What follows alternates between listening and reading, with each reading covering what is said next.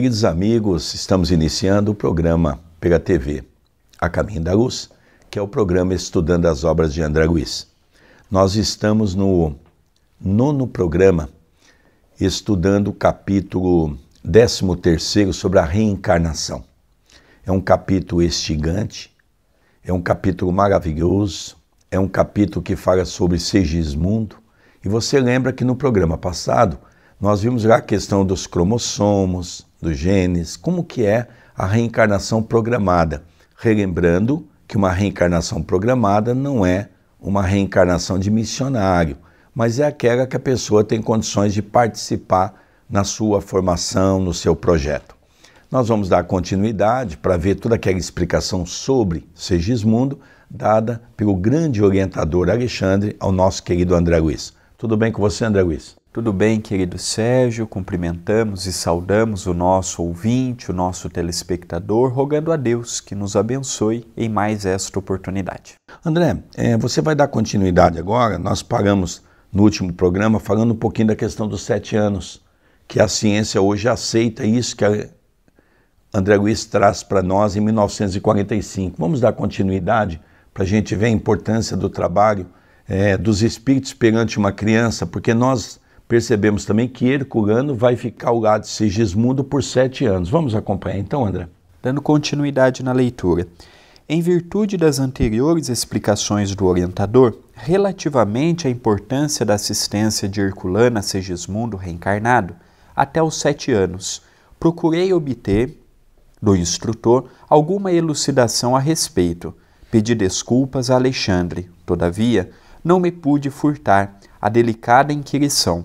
Por que tamanho cuidado com o sangue do futuro recém-nascido? Somente aos 7 anos iniciais de existência humana estaria terminado o serviço de reencarnação? Como sempre acontecia, o nobre mentor ouviu-me complacente, sorriu, qual pai carinhoso, e respondeu-me solícito: você não ignora que o corpo humano tem as suas atividades propriamente vegetativas, mas talvez ainda não saiba que o corpo perispiritual, que dá forma aos elementos celulares, está fortemente radicado no sangue. Na organização fetal, o patrimônio sanguíneo é uma dádiva do organismo materno.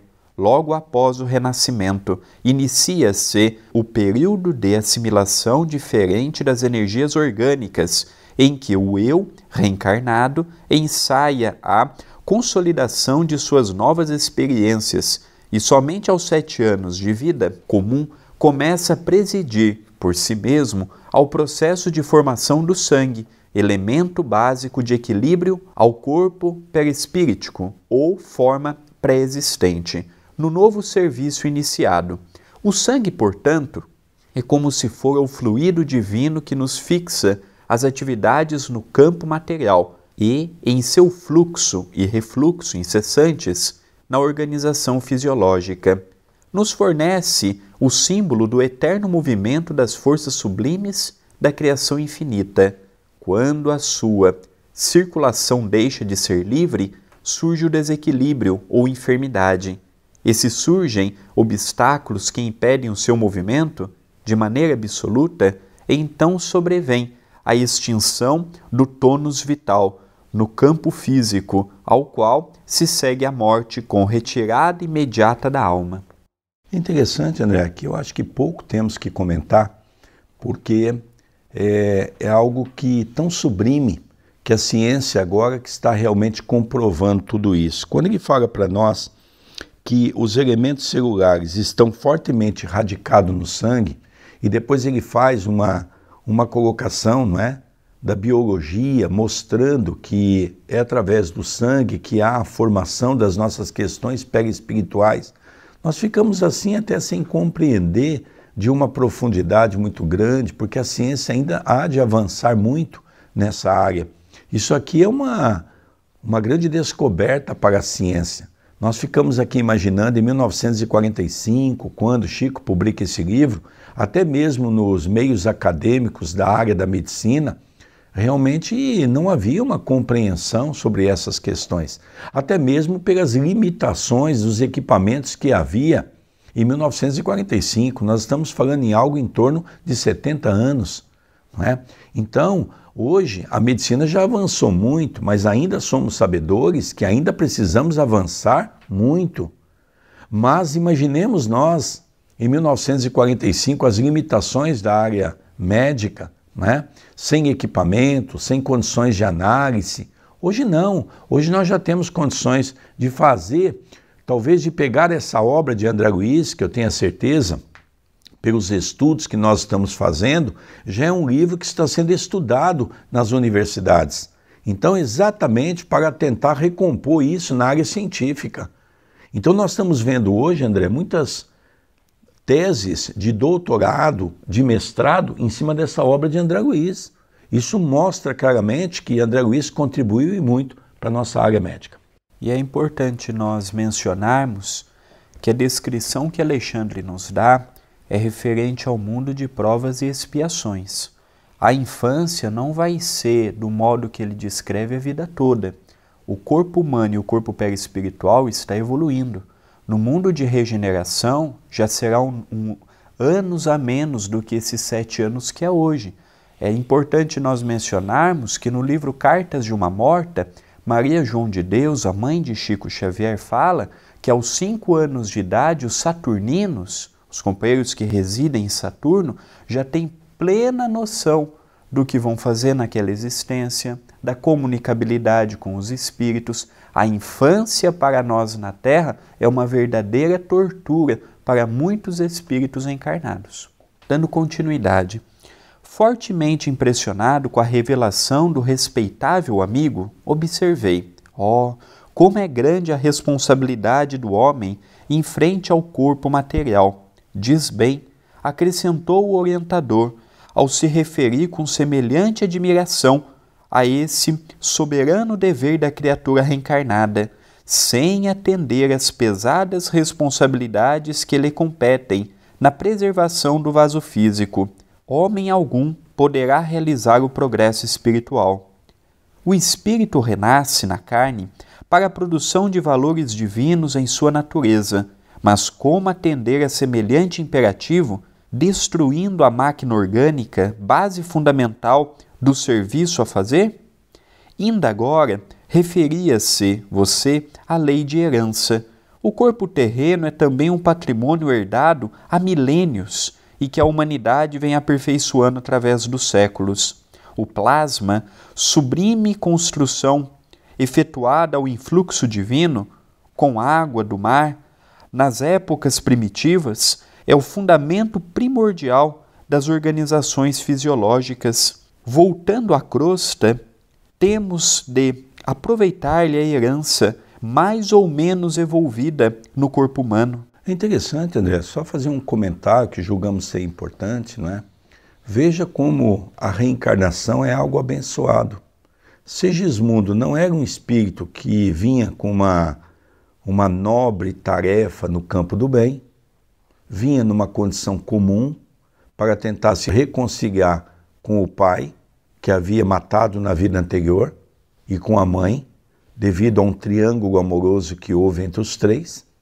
Mas o que nos chama a atenção é de que um espírito estava tutelado ao acompanhar 7 anos muito de perto.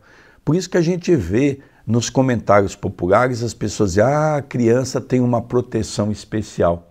E é verdade, né, André? É isso que ele vem dizer. E é isso que me faz compreender o quanto Deus, na sua infinita bondade, é bom para com todos nós.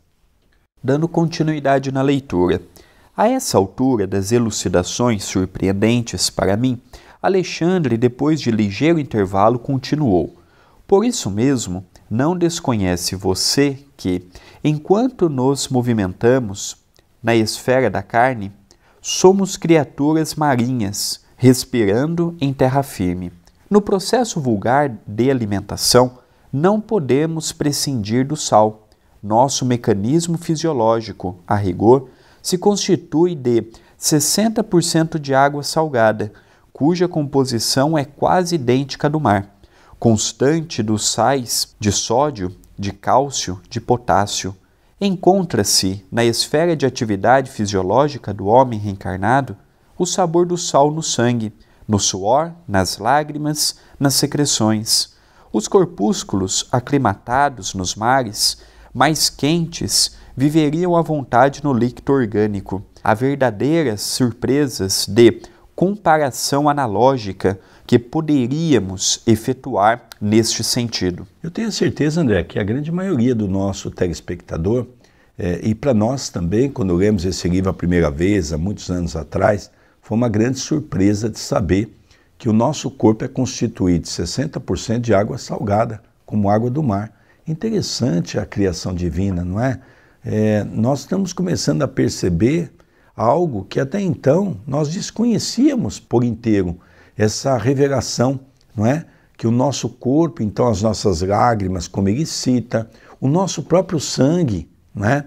Então hoje a gente já começa a perceber que a organização da criação divina, desde a criação dos mares, da natureza como um todo, dos animais, dos homens, todo ele foi composto usando o mecanismo natural que nós temos aqui na Terra. Então a gente vai começando a ver. Primeiro nós vimos a questão do sangue. Agora nós estamos vendo que o sangue compõe a questão do perispírito, na sua formação dos órgãos, que auxilia, e agora nós estamos vendo essa questão da formação do nosso corpo, que nós sabíamos que era água, mas agora uma informação mais preciosa, dizendo que 60% da nossa água é água salgada, que é a mesma água do mar. Interessante, né, André? Mas isto não tem nada de surpreendente, porque no próprio Livro dos Espíritos, a espiritualidade já vai deixando claro que a vida humana teve todo o seu passo até chegar no que nós somos hoje. E ela originou no fundo do mar. E hoje a ciência já está com as suas teses, com as suas teorias, com seus pensamentos adiantados, vendo isto. Então o nosso corpo hoje é uma mutação, é uma evolução natural ao longo de muitos milênios. Então isso que Alexandre nos fala, de modo sintético, a espiritualidade começou a deixar com Allan Kardec.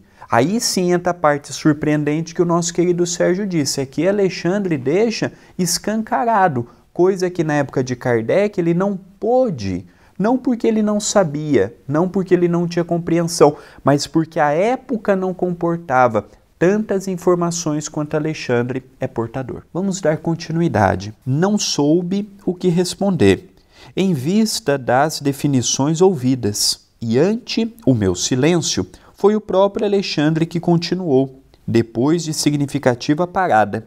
Como vê, ao renascermos na crosta do mundo, recebemos com o corpo uma herança sagrada, cujos valores precisamos preservar, aperfeiçoando-o. As forças físicas devem evoluir. Se nos oferecem o vaso de serviço para novas experiências de elevação, devemos retribuir com o nosso esforço, auxiliando-as com a luz de nosso respeito e equilíbrio espiritual.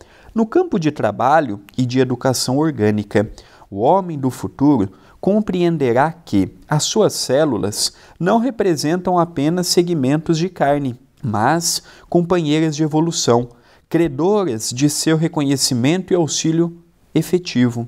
Sem esse entendimento de harmonia no império orgânico, é inútil procurar a paz. A conversação brilhante do orientador magnânimo e sábio sugeria sublimes questões. Entretanto, ele mesmo recordou-me o trabalho em curso e deu por findos os esclarecimentos daquela hora. Estávamos a 2 horas depois de meia-noite. Interessante, né, André? A gente fica pensando, eu estou sempre fazendo uma menção sobre essa questão de André Luiz, e sempre voltando naquele assunto que André Luiz não era um ser como nós, não é? André Luiz era um cientista de laboratório que estudava o corpo humano, estudava na sua época, considerado um dos maiores cientistas que o mundo já teve, Dr. Carlos Chagas. E a gente vê, que para ele isso aqui tudo é muito novo, não é? Quer dizer, mesmo com os estudos que ele tinha, era professor de universidade, mesmo com tudo aquilo que ele tinha, a gente percebe que ele fica ali ouvindo como se fosse uma criança, atenta àquelas novas informações, porque ele conhecia muito bem a questão do corpo. mas ele não conhecia a formação espiritualmente falando de como é um corpo físico. E é isso que lhe chamou muita atenção. É verdade. São muitas novidades para ele e para nós que nos deparamos com esta leitura. Continuando, permaneciam agora, ao nosso lado, não somente Alexandre e os construtores, mas também diversos amigos espirituais da família. Congregando todos os companheiros em torno de si, como figura máxima daquela reunião, Alexandre falou gravemente: agora, meus irmãos, penetremos a câmara de nossos dedicados colaboradores para que se efetue o júbilo da união espiritual. E depositando Segismundo nos braços da entidade que fora na crosta terrestre, a carinhosa mãe de Raquel acentuou: seja você, minha irmã, a portadora do sagrado depósito. O coração filial que nos espera sentirá novas felicidades ao contato de sua ternura. Raquel bem merece semelhante alegria. Voltando-se para a assembleia, ali congregada, explicou: faremos agora o ato de ligação inicial, em sentido direto, de Segismundo com a matéria orgânica. Espero, porém, caros companheiros, a visita reiterada de todos vocês ao nosso irmão reencarnante, principalmente no período de gestação do seu corpo futuro. Não ignorem o valor da colaboração afetuosa nesse serviço. Somente aqueles que semearam muitas afeições podem receber o concurso de muitos amigos, e Segismundo deve receber esse prêmio pelos seus nobres sentimentos e elevados trabalhos a todos nós, nestes últimos anos em que se devotou a grandes obras de benemerência e fraternidade. Há muitas pessoas que perguntam assim: por que reencarnar? Por que estar no corpo físico? Não é possível a nossa evolução no mundo espiritual? E aqui demonstra uma coisa muito clara que também no Livro dos Espíritos vem explicar para nós. Diante do corpo, com o véu do esquecimento, nós vamos ter que colher aquilo que nós plantamos no passado. Segismundo voltou com uma carga de culpa muito grande para o mundo espiritual após ter cometido um crime para com esse que hoje está recebendo como pai. Exatamente naquele triângulo amoroso envolvendo Raquel e envolvendo Adelino. Mas há um fato, André, que aqui serve para nós no dia a dia, no centro espírita. Fazer o bem é sempre importante. Segismundo, no mundo espiritual, reconheceu o seu erro, sofreu muito e ele entendeu, depois que foi socorrido, que ele poderia ajudar as pessoas. Tornou um exímio auxiliar das pessoas necessitadas. Teve ali horas e mais horas de trabalho no campo do bem. E essa está sendo a recompensa dele poder fazer, nesse momento que ele tem que resgatar o seu passado criminoso, ele tem a oportunidade de receber o auxílio de todos esses espíritos do bem. Então, André, aqui talvez é um alerta para todos nós, principalmente na casa espírita, porque a caridade não é uma predominância do movimento espírita, é de todas as religiões que trabalham no campo do bem, que fazer o bem, a pessoa que vai ser o primeiro beneficiado somos nós mesmos. É verdade. Então aqui nós começamos a ver que uma reencarnação ela pode ser programada pelo esforço do espírito no plano espiritual. Porque quando ele esteve na crosta, na sua existência carnal, ele cometeu muitos equívocos. Mas isto não impede que Deus, mesmo em outras esferas, continue nos estimulando ao bem. E foi graças ao esforço próprio que ele conseguiu esta oportunidade de ter a mínima programação, uma família que pudesse ser uma oficina de trabalho para reconstruir o seu passado. Então, sem dúvida, o esforço nesta dimensão e na outra que nos estivermos amanhã vai auxiliar e muito. Continua a leitura. Logo após, penetrávamos o aposento conjugal, onde o espetáculo íntimo era divinamente belo. No leito de madeira, em macios lençóis de linho, repousavam 2 corpos que a bênção do sono imobilizava, mas, ali mesmo, Adelino e Raquel nos esperavam em espírito, conscientes da grandeza da hora em curso, despertando na esfera densa de luta e aprendizado. Seus cérebros carnais não conseguiriam fixar a reminiscência perfeita daquela cena espiritual, em que se destacavam como principais protagonistas, contudo, o fato gravar-se-ia para sempre em sua memória eterna. Os amigos invisíveis do lar, companheiros de nosso plano, haviam enchido a câmara de flores de luz. Desde a meia-noite haviam obtido permissão para ingressar no futuro berço de Segismundo com o amoroso propósito de adornar-lhe os caminhos do recomeço. Mais de 100 amigos se reuniram ali, prestando-lhe afetuosa homenagem. É interessante, né? Eu gostaria só de relembrar 2 pontos aqui que me chamou a atenção, né? Primeiro, alguns programas anteriores, não é? André Luiz pergunta, mas nós vamos participar e ver a cena sexual do casal, né?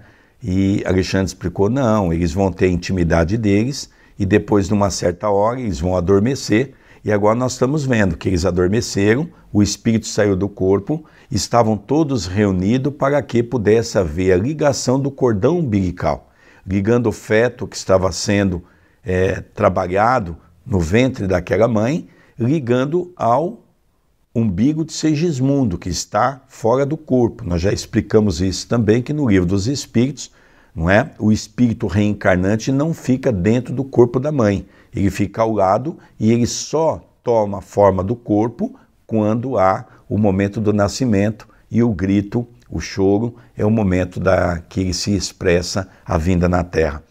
Uma coisa que me chamou a atenção, André, mais de 100 espíritos acompanharam todo esse trabalho. Por aqui a gente vê como vale a pena se esforçar para fazer o bem e o quanto Deus nos recompensa com o auxílio da espiritualidade maior.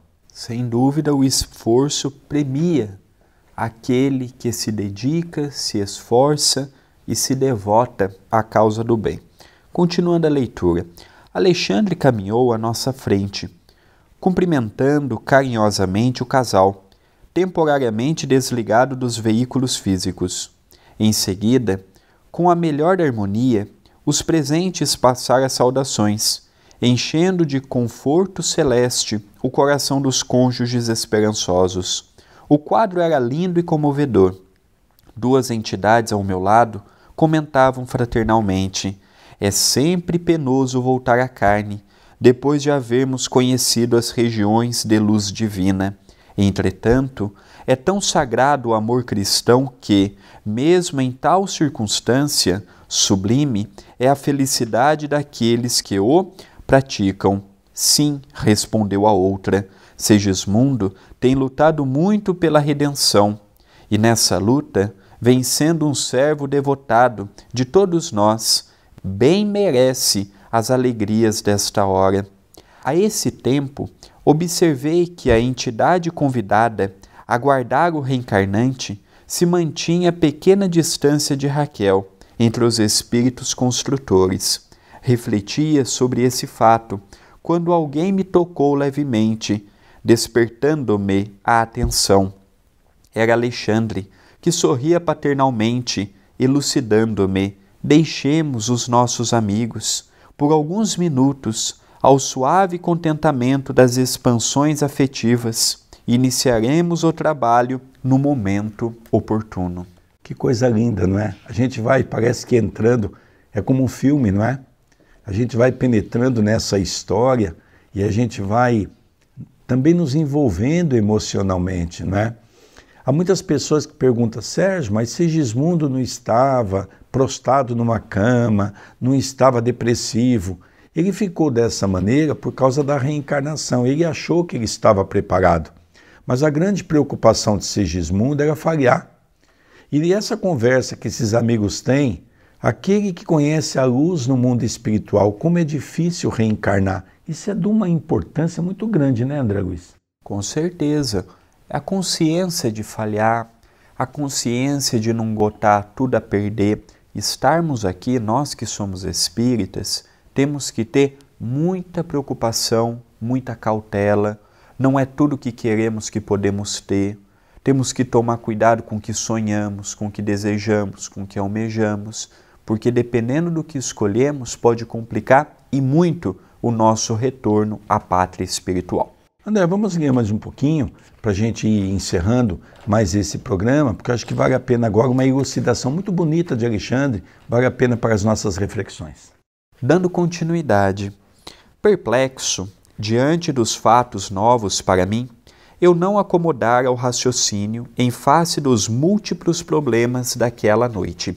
Por isso mesmo, alucinantes interrogações vagueavam-me no cérebro. O orientador percebeu-me o estado da alma e talvez por esse motivo deu-me a impressão de mais paciente. Valendo-me daquele instante, indiquei Segismundo, recolhido nos braços acolhedores que o guardavam, e perguntei: nosso irmão reencarnante apresentar-se-á mais tarde entre os homens, tal qual vivia entre nós? Já que as suas instruções se baseiam na forma perispiritual pré-existente, terá ele a mesma altura, bem como as mesmas expressões que o caracterizavam em nossa esfera? Alexandre respondeu sem titubear: raciocine devagar, André. Falamos da forma pré-existente, nela significando o modelo de configuração típica, ou mais propriamente, o uniforme humano. Os contornos e minúcias anatômicas vão desenvolvendo-se de acordo com os princípios de equilíbrio e com a lei da hereditariedade. A forma física futura de nosso amigo Segismundo dependerá dos cromossomos paternos e maternos.